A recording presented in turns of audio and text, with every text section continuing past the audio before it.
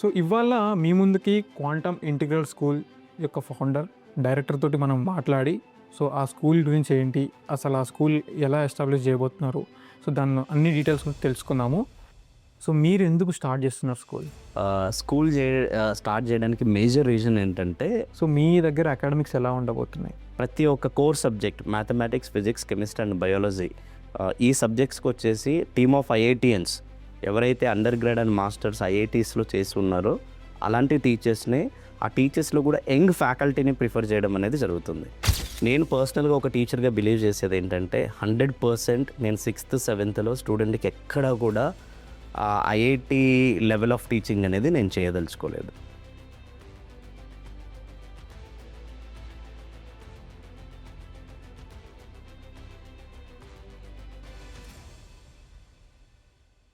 So ఇవాళ మీ ముందుకి quantum integral school యొక్క ఫౌండర్, డైరెక్టర్ తోటి మనం మాట్లాడి, సో ఆ స్కూల్ గురించి ఏంటి, అసలు ఆ స్కూల్ ఎలా ఎస్టాబ్లిష్ చేయబోతున్నారు, సో దాన్ని అన్ని డీటెయిల్స్ గురించి తెలుసుకుందాము. సో దాని యొక్క ఫౌండర్ అండ్ డైరెక్టర్ మీకు ఆల్రెడీ తెలిసిన పర్సనే, మురళీ సార్. మురళీ సార్ యొక్క ప్రొఫైల్ చూసినట్టయితే currently is working as branch director for 9 education. And తన ఎడ్యుకేషన్ కూడా చూస్తే graduate from IIT Kharagpur, electronics and communication engineering complete చేసుకొని దాదాపు 15 years ఎక్స్పీరియన్స్ ఉంది యాజ్ ఎ ఫిజిక్స్ ఫ్యాకల్టీ. స్కూలింగ్లో ఒక ఎడ్యుకేషన్లో ఒక మార్పు తేవడానికి స్కూల్ స్టార్ట్ చేయడం జరుగుతుంది. సో తన మాటల్లో ఎలా ఉండబోతుంది, వాట్ కెన్ వీ ఎక్స్పెక్ట్ అని అడుగుదాము. నమస్కారం. నమస్తే సార్, మీ గురించి మాకు ఆల్రెడీ పర్సనల్గా తెలుసు. అండ్ ఒక 15-20 ఏళ్ళు ట్రెండ్ చూస్తే ప్రతి ఒక్క పర్సన్ తోసు స్టార్ట్ స్కూల్, అండ్ ప్రతి ఒక్కరు కూడా స్టార్ట్ చేయడానికి ఏదో ఒక బలమైన కారణం పెట్టుతో స్టార్ట్ చేస్తారు. సో మీరు ఎందుకు స్టార్ట్ చేస్తున్నారు స్కూల్?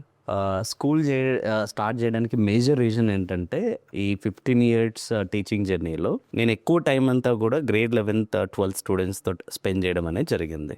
సో మనం స్టూడెంట్స్ని ఎప్పుడైతే ఈ grade 11th 12th competitive ఎగ్జామినేషన్స్కి train చేస్తున్నప్పుడు చాలా బాధ అనిపిస్తుంది ఒక్కొక్కసారి. ఎందుకంటే గ్రేడ్ 11th 12thకి వచ్చిన తర్వాత స్టూడెంట్స్ చాలా జాలీగా ఉండే స్టూడెంట్ కూడా నేను చదవాలి, మంచిగా చదివి నేను ఒక కాంపిటేటివ్ ఎగ్జామ్ మంచిగా క్రాక్ చేసి ఐఐటికి వెళ్ళాలి, లేదా ఎన్ఐటీస్కి వెళ్ళాలి, లేదా గుడ్ యూనివర్సిటీస్కి వెళ్ళాలి, ఆర్ మెడికల్ కాలేజెస్కి వెళ్ళాలన్న ప్యాషన్ ఉంటుంది.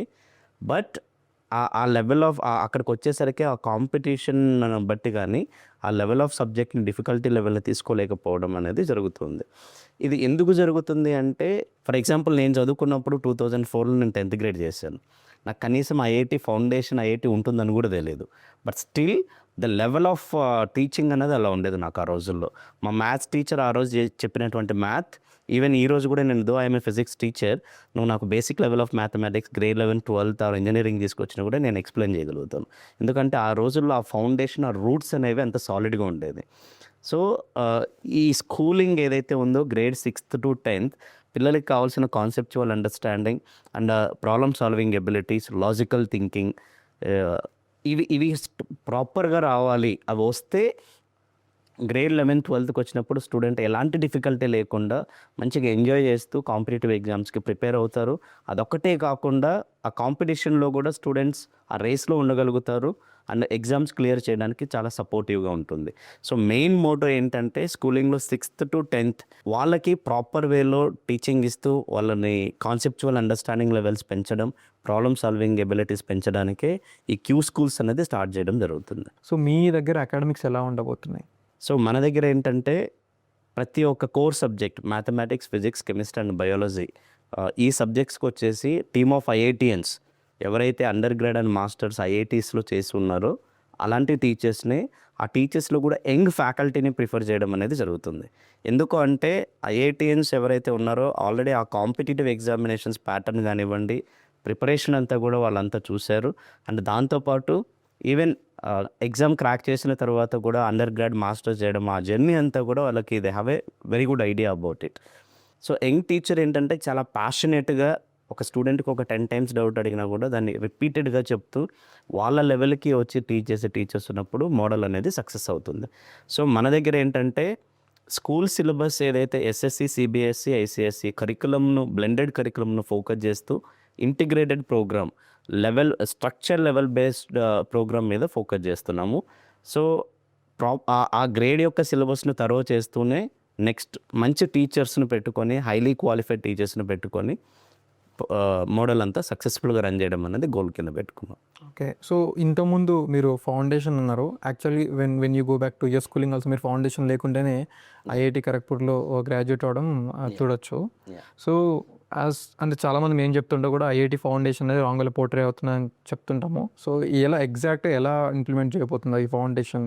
సో ఒక స్టూడెంట్గా నేను ప్రిపేర్ అయినప్పుడు కానివ్వండి, ఒక టీచర్గా ఇప్పుడు నేను టీచ్ చేస్తున్నది నేనేం బిలీవ్ చేస్తానంటే ఖచ్చితంగా ఒక సపరేట్ ఫౌండేషన్ ప్రోగ్రామే రన్ చేయాలి, నేను 10th అయిపోయే లోపల 11th 12th కంప్లీట్ చేయాలి అన్నది 100% కరెక్ట్ కాదు. ఎందుకంటే ఈవెన్ నేను చదువుకున్నప్పుడు 10th grade maths text book చూస్తే చాలా హై లెవెల్ ఉండేది. సో పిల్లలకి స్ట్రెస్ ఎక్కువ అవ్వడమో ఎందుకో కానీ స్లోగా సిలబస్ అంతా రెడ్యూస్ చేసుకుంటూ వచ్చారు. ఆ డిఫికల్టీ లెవెల్ కానివ్వండి, ఆ సిలబస్ ఎక్కువ ఉండడం అండ్ హై లెవెల్ ఉండడం అంతా తగ్గిపోయింది ఇప్పుడు. సో బట్ స్టిల్ ఏం బిలీవ్ చేస్తాము అంటే ఇప్పుడు ప్రజెంట్ ఉన్న సిలబస్ ఏదైతే గ్రేడ్ వైజ్ ఉందో అది థరో అవుతూ దాంట్లోనే మంచి న్యూమరికల్స్. బట్ ఈ రోజుల్లో ఎలా అయిపోయిందంటే ఇన్ఫ్యాక్ట్ కొన్ని కోకరికులర్ యాక్టివిటీస్ యాడ్ అవ్వడము అండ్ దెన్ దాంతోపాటు అదర్ స్కిల్స్ కూడా స్టూడెంట్స్ ఎన్హాన్స్ చేసుకుంటున్నారు. కాబట్టి ఈ కోర్ అకాడమికల్ మీద ప్రాక్టీస్ అనేది తగ్గింది. ఓన్లీ థింగ్ ఏంటంటే సబ్జెక్ట్ థరో అవుతున్నారు, బట్ కావాల్సిన లెవెల్లో ప్రాక్టీస్ అనేది జరగట్లేదు. సో అది చేసాము అంటే ఖచ్చితంగా సక్సెస్ అనేది ఉంటుంది స్టూడెంట్స్. ఓకే.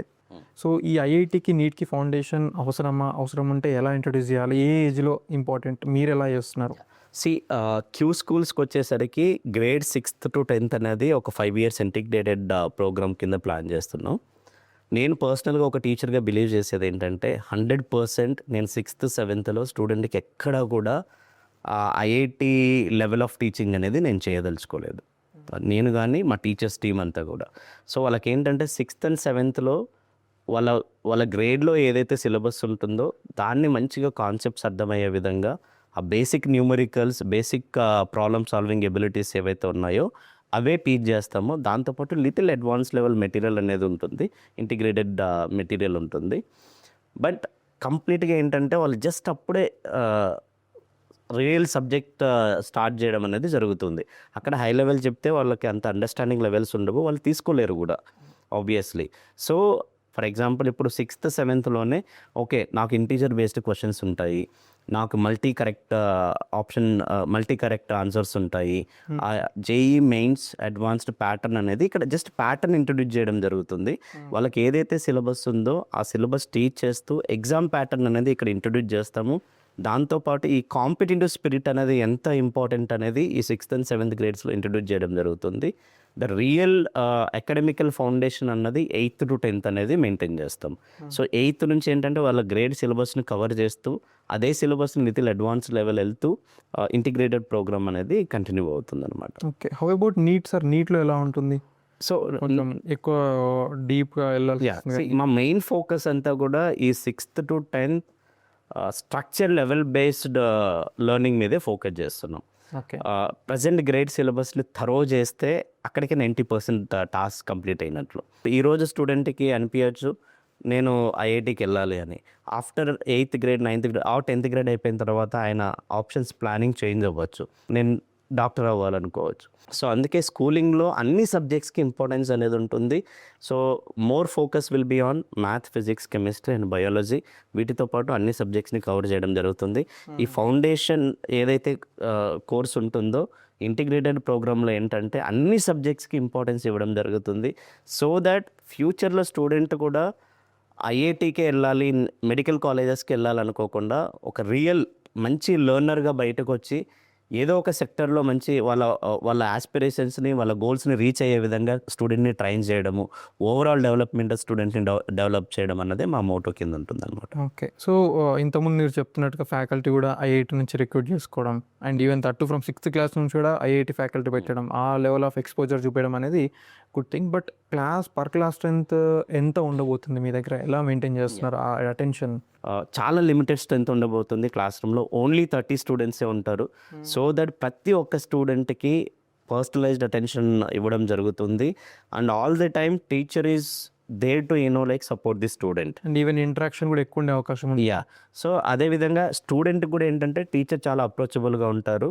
అండ్ టీచర్ కూడా స్టూడెంట్స్ చాలా లిమిటెడ్ స్ట్రెంత్ ఉంది కాబట్టి ప్రతి ఒక్క స్టూడెంట్ మీద ఫోకస్ చేయడం అనేది జరుగుతుంది. సో యూజువల్గా స్కూల్ లైఫ్లో ఈ 6th to 10thలో ఈ ఫౌండేషన్ కాకుండా apart from academics most students చాలామంది ఎక్స్పెక్ట్ చేసేది ఏంటంటే activity based learning, labs, at least sports ఎలా ఉంటున్నాయి అని చెప్పేసి.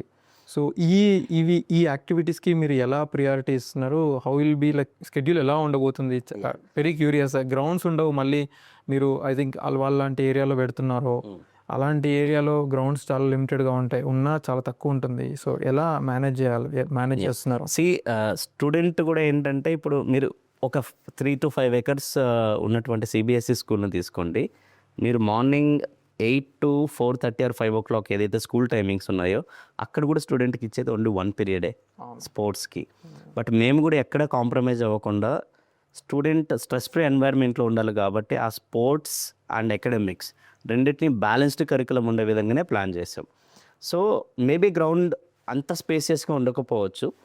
డైలీ స్కెడ్యూల్లో ఏంటంటే ఒక పీరియడ్ అనేది completely dedicated for the activities. ఆ యాక్టివిటీస్ ఏముంటాయంటే ఇండోర్ గేమ్స్ అవ్వచ్చు, లేదా లైబ్రరీ అవ్వచ్చు, where students will happily sit there and explore many things in the library, or practical laboratories ఉండొచ్చు, మ్యాథ్, ఫిజిక్స్, కెమిస్ట్రీ. వీటితో పాటు ఏంటంటే మన స్కూల్కి దగ్గరలోనే జస్ట్ ఒక 50 meters 100 meters దూరంలోనే ఒక బాక్స్ క్రికెట్ ఉంటుందన్నమాట. సో దాంతో కొలాబరేట్ అయ్యి ఉన్నాము. సో కంప్లీట్లీ ఒక పీరియడ్ అనేది వాళ్ళని స్పోర్ట్స్లో కూడా ఇన్వాల్వ్ చేయడం జరుగుతుంది. అండ్ స్కూల్ పక్కనే ఒక ఓపెన్ ఏరియా ఉంది, దాన్ని వాలీబాల్ కోర్ట్ కింద కన్వర్ట్ చేయబోతున్నాం అనమాట. సో ఇండోర్ గేమ్స్ ఉంటాయి, వాటితో పాటు volleyball court and then box cricket. ఇవి మాత్రమే కాకుండా every month 1 day it is completely dedicated for the sports. Okay. Forest academy ఉంటుంది మనకు సుచిత్ర ఏరియాలో, కొంపల్లి ఏరియాలో. సో వాళ్ళతో మనకి ఎప్పటి నుంచో రిలేషన్ ఉంది, మన కాలేజ్ పిల్లలను కూడా అక్కడ తీసుకెళ్ళడం జరుగుతుంది. అదేవిధంగా స్కూల్ స్టూడెంట్స్ని కూడా monthly once complete 1 day, second Saturday mostly, that is completely dedicated for the sports. So ఆ 1 day అంతా కూడా గ్రౌండ్లో పిల్లలు, టీచర్స్ అందరూ టైం స్పెండ్ చేయడం అనేది జరుగుతుంది. ఎక్కడ సార్ ఎగ్జాక్ట్ లొకేషన్ ఎక్కడ ఉంది స్కూల్ది? అంటే చాలామంది ఈవెన్ దో సుచిత్ర అని చెప్పేటప్పటికీ కూడా ఎగ్జాక్ట్లీ అల్వాల్ ఏరియాలో ఉంటుంది. సో కొంపల్లి ఏరియా నుంచి 1.5 kilometers, సుచిత్ర నుంచి అరౌండ్ 1.5-2 kilometers దూరంలో ఉంటుంది. అండ్ సార్ యూజువల్గా దీస్ డేస్ స్టూడెంట్స్కి ఎంత నాలెడ్జ్ ఉన్నప్పటికీ, అంటే చేయాలని ఎంత పట్టుదల ఉన్నప్పటికీ కంటిన్యూస్ మోటివేషన్ అనేది ఇంపార్టెంట్. సో ఇలాంటివి మీరు ఏమైనా ప్లాన్ చేస్తున్నారా స్కూల్లో? చాలా యాక్టివిటీస్ ప్లాన్ చేస్తున్నాము. మోటివేషనల్ స్పీకర్స్ ఆబ్వియస్లీ మంత్లీ ఒక మోటివేషనల్ క్లాస్ అనేది ప్లాన్ చేస్తున్నాము. అవుట్ సైడర్స్ వచ్చి మోటివేషన్ క్లాసెస్ తీసుకోవడము, ఎవరైతే గుడ్ కార్పొరేట్ కంపెనీస్లో వర్క్ చేస్తున్న వాళ్ళు కానివ్వండి, మంచి ప్రొఫైల్ ఉన్న వాళ్ళని అయితే తీసుకొచ్చి ఖచ్చితంగా అవి రెగ్యులర్గా జరుగుతాయి ఖచ్చితంగా. సో వాటితో పాటు మేము ప్లాన్ చేస్తున్నది ఏంటంటే, స్కూల్లో ఆల్రెడీ IITN ఫ్యాకల్టీ ఉంటారు, వాళ్ళకు మెంటర్స్గా ఉండి కంటిన్యూస్ మెంటర్షిప్ ప్రోగ్రామ్ అనేది జరుగుతూ ఉంటుంది. సో దానితో పాటు వీక్లీ స్కెడ్యూల్లో ఏంటంటే 1 or 2 days we are dedicating a period for the activities. For example ఏంటంటే, ఒక student if you become the chief minister of a state, so వాడికి కావాల్సినటువంటి ప్రీ రిక్విజిట్స్ ఏంటి, మీరు ఒక స్టేట్కి ఒక చీఫ్ మినిస్టర్ అయ్యారు అంటే మీరు తీసుకొచ్చే చేంజెస్ ఏంటి, అలాంటి టాపిక్ ఒకటి ఇవ్వడం. రోల్ బేస్డ్ లెర్నింగ్స్ అని చెప్పి. సో ఖచ్చితంగా స్టూడెంట్కి ఆ టాపిక్ ఇచ్చినప్పుడు 1 week టైం ఇస్తాము, ఒక 5 days టైం ఇవ్వడం జరుగుతుంది. ఆ 5 daysలో వాళ్ళు they will do a lot of research, వాళ్ళకి ఆ దాని మీద అండర్స్టాండింగ్ లెవెల్స్ పెరుగుతాయి. అండ్ దెన్ వాళ్ళ థాట్ ప్రాసెస్ కూడా చాలా చేంజ్ అవుతుంది. సో ఎవ్రీ వీక్ ఇలాంటి activities, debates and then lab activities చాలా ఉంటాయి అన్నమాట. సో కంటిన్యూస్ మోటివేషన్ అనేది జరుగుతూనే ఉంటుంది స్కూల్లో. Okay. It's completely day scholar లేకపోతే accommodation, hostel facility? It's day cum residential school. Still hostel students ఇక్కడ ఉంటారు కాబట్టి వాళ్ళకి 5:30 to 8 o'clock working sessions plan చేసుకొని అక్కడ సబ్జెక్ట్ మ్యాటర్ ఎక్స్పర్ట్స్ ఉండి వాళ్ళకి సపోర్ట్ చేయడం జరుగుతుంది. దాంతోపాటు అకామిడేషన్ వచ్చేసరికి we are going to have very limited స్టూడెంట్స్కి అకామిడేషన్ ప్రొవైడ్ చేస్తున్నాం ఈ అకాడమిక్ ఇయర్. జస్ట్ బాయ్స్కి వచ్చేసరికి ఒక 40 to 50 స్టూడెంట్స్కి అకామిడేషన్ ఉంటుంది, గర్ల్స్కి మోస్ట్లీ 15 to 20 స్టూడెంట్స్ అంతే. సో ఫీ స్ట్రక్చర్ ఎలా ఉండబోతుంది? ఈ ఫీ గురించి ఆలోచిస్తున్నప్పుడు కూడా నేను చాలా స్కూల్స్ విజిట్ చేశానండి. ఎందుకంటే గ్రేడ్ 11th 12th మాకున్న ఎక్స్పీరియన్స్తో మా ఫీజ్ స్ట్రక్చర్ అంతా మాకు తెలిసిండేది. బట్ చాలా స్కూల్స్ ఎక్కడైతే ఇంటర్నేషనల్ స్కూల్స్ కానివ్వండి, ఆల్రెడీ కొన్ని ఫౌండేషన్ కోర్సెస్ ఫోకస్ చేస్తున్న స్కూల్స్ కానివ్వండి, వాటిని విజిట్ చేసాము. వాళ్ళ ఫీజ్ స్ట్రక్చర్ చూసుకున్నాం, మా ఫీజ్ స్ట్రక్చర్ చూసుకున్నాము. బట్ అంత ఫీజ్ ఛార్జ్ చేస్తున్నప్పటికీ highly qualified well experienced faculty members లేరు అక్కడ. బట్ మా దగ్గరికి వచ్చేసరికి టీమ్ ఆఫ్ IITians, ఫౌండర్స్ కానివ్వండి, అకాడమిక్ డైరెక్టర్ కానివ్వండి, టీచర్స్ కానివ్వండి, అందరూ కూడా టీమ్ ఆఫ్ IITians ఉంటారు. వాళ్ళందరూ ఉంటూ కూడా రీజనబుల్ ఫీ స్ట్రక్చర్ అనేది ప్లాన్ చేసాం. ఆన్ అన్ యావరేజ్ ఏంటంటే 6th to 10th చూసుకుంటే కొద్దిగా stage wise, class wise increase అవుతుంటుంది. 1 lakh నుంచి 1,50,000 ఫీజు అనేది ఉంటుంది డే స్కాలర్స్కి. హాస్టల్కి ఎక్స్క్లూజివ్లీ 1,10,000 అనేది హాస్టల్ ఫీజు ఉంటుంది. అండ్ దట్టు అందులో అన్ని దోబీ బుక్స్ అన్ని కలిపా, లేకపోతే ఇంకా అవి ఉంటాయా? ఈ ట్యూషన్ ఫీజులో వచ్చేసి కంప్లీట్ వాళ్ళకి కావాల్సినటువంటి foundation material, note books, school bag ఇవన్నీ ఇవ్వడం జరుగుతుంది. అండ్ ఫుడ్ సపరేట్ ఉంటుంది. దోబీ ఛార్జెస్ కూడా దాంట్లో ఇంక్లూడ్ అయి ఉంటాయి.